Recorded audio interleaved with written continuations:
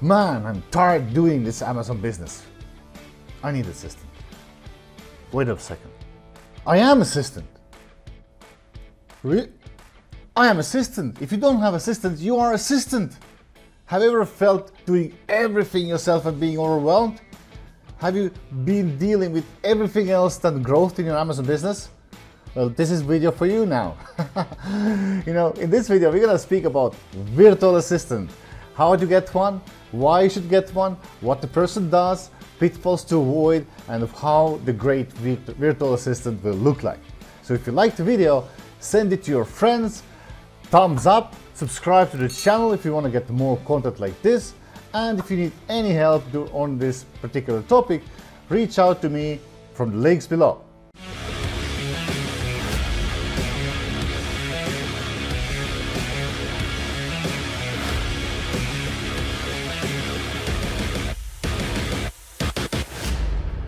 Now, if you don't have assistant, you are assistant. And when I was overwhelmed with everything I did in 2015, my daughter came to me and asked me, "Daddy, you're so tired." And she says, "Yeah, I have so many things to do. So why don't you hire someone?" And I was like, wow. My 6-year-old gave me like advice I could even figure out myself. And then I did, and it was amazing. And now in this video, I'm going to explain you why you need to have virtual assistant to get yourself up from the ground and keep going towards growth. Now, who is VA and why you can't continue without one? So VA stands for virtual assistant, and that's the person who helps you to handles the stuff you hate and drain your energy. Can you imagine how bad it feels doing the stuff that you hate? So why are you doing that? It works on maintenance tasks that doesn't grow your business. Don't you want your business to grow? VA helps you to do the research and acquire information. Do you think hunting graphic designers, Fivering, Upworking, putting jobs out there, like analyzing like your images and market, helps you to actually grow your business? Or do you just need information to make decisions? So why don't someone else does the research and you make decisions? Can you speed up twice? Of course! So again, like VA is meant to present you various solutions for your problems. Do you want to get solutions to your problems yourself, or someone else will bring them to you while you're working on growing the business? It's a good question, right? And so VA saves you a ton of time that's been taken away from growing your business. They will do everything you hate and everything that doesn't grow. It's mostly about information. By filling out the KPI spreadsheets and tables for you so you can conveniently drive direction and make smart choices based on numbers. Do you think putting numbers on a spreadsheet really is your job? And it notifies if there's something we have to pay attention to. Again, Amazon is becoming a complex machine that has crazy amount of information. Information flow, everything becomes more and more complex every single year. So how much analysis can you do alone anymore? How much? It's crazy. So basically VA, a virtual assistant, will double your time and helps you to grow. And not only that, for me mostly, the way it makes me feel is simply fantastic, because I don't need to deal with things I hate. Oh, it's beautiful, right? It's like, honestly, I was like walking around like falling in love. Just suddenly I saw that, oh my God, this work that I do, it can be actually more fun to do, And so let's look on how can we properly hire VA. And guys, there's lots of VAs out there on the market, and I promise you one thing, unfortunately, 95 to 99% of the people are just gonna suck you dry from blood and money. Okay, let's not be so dramatic. They will just do as minimum as you want so do not get fired. And you might end up with a person who is giving work back to you and makes your life even more complicated.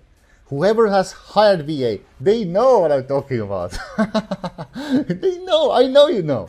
It's because, you know, knowing how to hire one VA, good one, is a first step to your freedom. Because let me ask you a question. Do you really want to work for the rest of your days with only these hands and this one brain alone? Really? If not, then let's look into how to hire proper great VA. So guys, now let's lay out the hiring funnel, and you can learn a lot about this. If you don't know how to hire, you can reach out to me. I can explain you each step separately. Just you can find the links to contact me below this video. And so let's get into it. So first we have a traffic, right? Traffic is like an Instagram, Facebook, like LinkedIn, anywhere people are hanging around, because you know what? We are not looking people from the job portals, because the best people never are unemployed. Fact. Motivated people don't sit home doing nothing. So if you go to online jobs PH, you're already lost. All right? Sorry to say that. So secondly, we have a hiring website.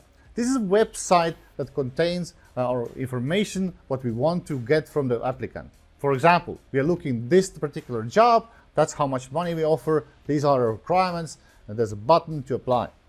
Next, they are led to a mindset questionnaire. I call it attitude questionnaire because, you know, guys, culture eats strategy for breakfast. You can always teach skills, but you can never teach attitude. If we don't validate attitude first, we might end up with a good, skillful person who just has zero motivation to work for you. So attitude is always the #1 skill we have to validate before we even care about going to the skills assessments.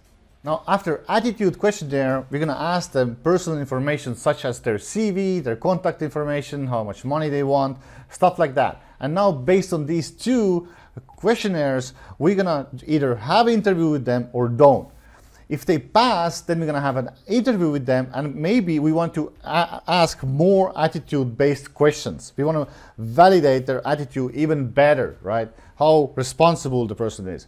Does the person is complainer, not complainer? Is the person action taker, motivated? Are they learning person? Are they learner or not learner? Are they like person who just drags them to the work and does nothing, or they are action taker, right? These are the attitudes we are looking for, right? And so if they pass an attitude questionnaire or personal information, we're going to have an interview with them, and the reason is simple. We want to motivate them to do the skills now. Now we're going to give them exams for the skills, and now we care about the skills and validate specific skills we are requiring to our VA. Now when they pass exams for the skills, we're going to do a new interview with them where we're going to go through all the exams they did, and maybe we're going to ask more questions, and now we're going to also agree the terms. If everything goes well, we are ready to either hire or not hire. And that's the whole big picture of the funnel of hiring a VA. So now let's speak about when can you hire VA? When do you need to hire VA? What is the time? How do you know I need a VA, right? For me personally, sometimes I've even had 2 VAs at the same time as soon as possible. Because when you have had a VA, good one, you can't live anymore without. And so when you have the cash flow, at least 500 to 1,000 bucks per month you can spare, get yourself a VA, and man, you will thank me later, okay? So now from my personal experience, guys, I'm telling you, that 500 to 1,000 bucks, you know, that pays you back at least 5 to 10x fold. First of all, and plus, you will be so much happier, huh? You will go like smiling on your face, like, and you can make stuff done, you know? And so that's why take VA as investment, not a liability. That will increase your sales because now you can focus on growth. So let's look on qualifications of a great VA. Now here's the glimpse to our hiring website where we're looking virtual executive assistant. It's a full-time work from home where we offer them 25 to 50K in Philippine pesos for the salary. It's around 500 to 1,000 bucks in USD. Now the main thing of that role is that they are good in research, collecting information, organizing that information on a spreadsheet, slides or docs, and analyzing them, and then presenting you back the solution. That's the main thing we are basically looking for. We want them to have some sort of experience with a foreign company. We want them to have a clear communication skills. We want them to be energetic person that don't matter if they need to even do the webinars and host events for you, right? Because maybe you want to hire more people, and so maybe they need to go extra mile, right? They want to be a sales-driven person. It means that everything you do, they need to understand that it's a sales-driven decision, right? So they have to be a good listener who pays attention to small things. So, and again, they have to be resourcefulness. They know how to use Google, different search engines to collect information and data based on the problem that you're facing. They pay attention to the small things and they organize the data. They know how to use spreadsheets, docs, and stuff like that. And they are able to analyze that information. And of course, before providing your solution, they have to be a question asker. They need to ask your questions based on your problem and the best solution they can find. And so they have to be able to create reports, solve your problems, figuring out the problems, and of course use these different tools. We love if they like to study, because people who like to study, they are open-minded. They can see different possibilities rather than person who just tries to figure everything out by themselves. And they are proactive, means that they speak immediately. They're not suffering in silence. Like they don't suffer alone in silence. They ask you questions and do it easily and lightly. And of course, they have to have a quiet office set up at home with a reliable internet connection in order to work for you, right? So this is the basic virtual assistant skills that we are looking for. Now, lastly, let's speak about pitfalls to avoid. And oh boy, I can speak about this for hours. I can literally do it like a 3-hour session. So bear with me, guys. Let's do it as quickly as possible. If you want to know more about these different topics, just reach out to me. You can find the link below this video. Now, not hiring VA soon enough. Big.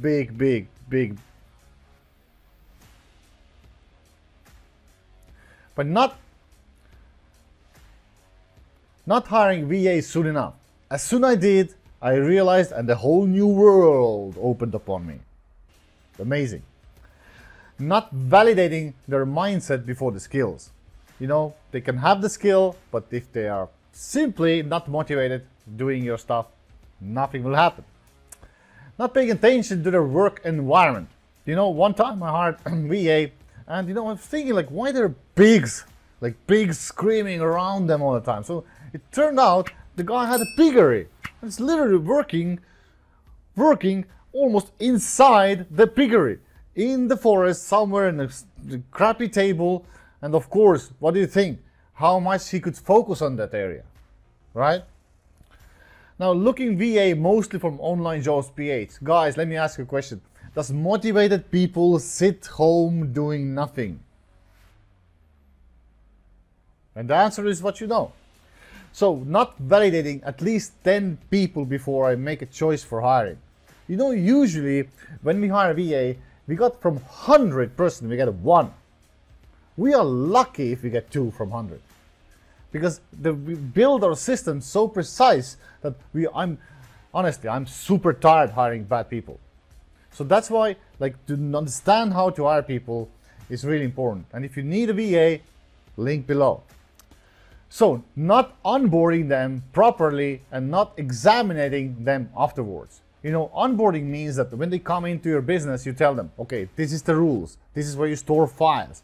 This is how I want you to communicate. This is the tool we are using for tracking KPIs. This is that. Like, basically giving them all the instructions, what they need to work properly.